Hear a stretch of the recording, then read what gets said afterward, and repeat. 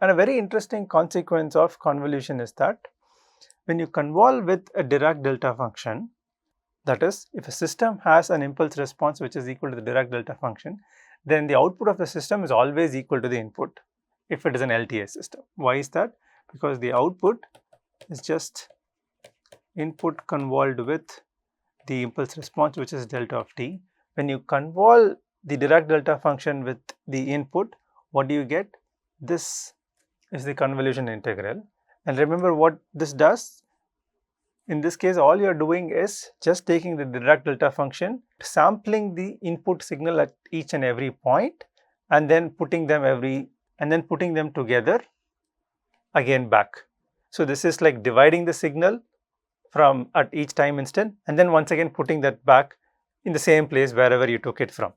So this multiplying with Dirac delta function gives you one sample, and then this integration is the addition operation which puts all the samples back together.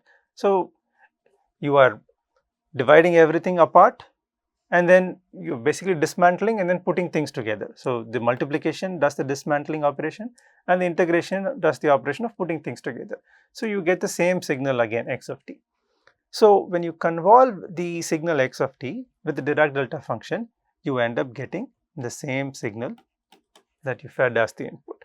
This is a very nice property that we can use, which tells us that if we convolve a signal x of t with a shifted version of the Dirac delta, then what happens? Then it is very easy to know what happens, because the output would be also now shifted by the same amount. Why is that? Because remember, what does convolution with Dirac delta do? It simply samples the signal at a particular time instant. Now, when you shift the Dirac delta function, it starts sampling the signal with a time offset. Okay, so now you will sample the signal with a time offset and then put everything together through this integration.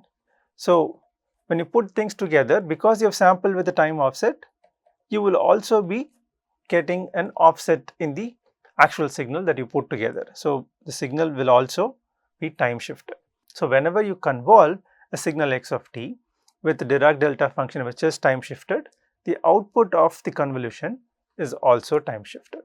So this is nice to know, because what happens when you convolve x of t with some impulse response h of t which is time shifted? Let's say you have a system whose impulse response is h of t, and you know that the output would be y of t if you feed in an input x of t.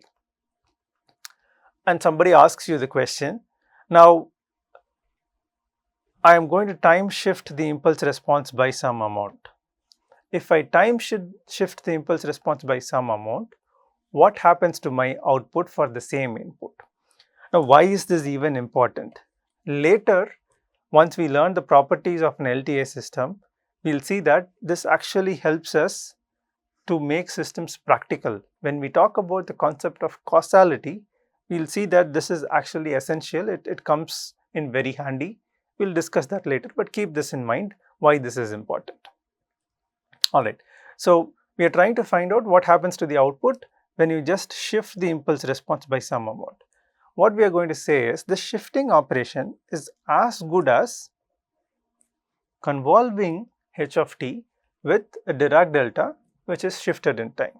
So now we have three convolutions here, or rather two convolutions here, convolution of three different signals. So you convolve x of t with h of t, which is in turn convolved with delta of t minus capital T.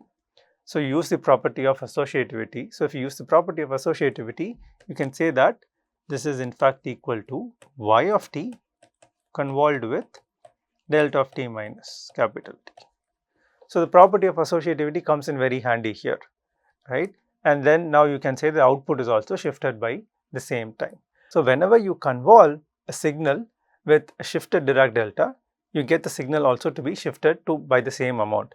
Similarly, whenever you convolve a shifted impulse response with some input signal, the output gets shifted by the same amount by which the impulse response was shifted. So this is a very nice property which later helps us in the analysis of causality.